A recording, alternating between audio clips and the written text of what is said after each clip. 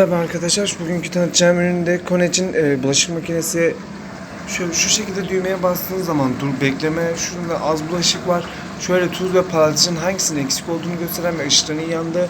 Şöyle hijyen 70 derece, 70 kapalı ve hızlı 30 dakika 40 derece, ekonomik 50 derece, süper 50 dakika 65 derece olarak şey yapabilirsin. Yıkamanın bitip bitmediğini, durulama kurulama olduğunu da buradan anlarsın. Böyle şekilde makinenin dış görünüşü de göstereyim.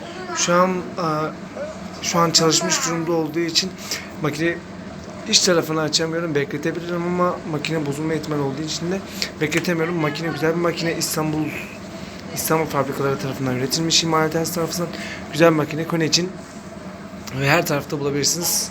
Güzel bir marka. Öneriyorum.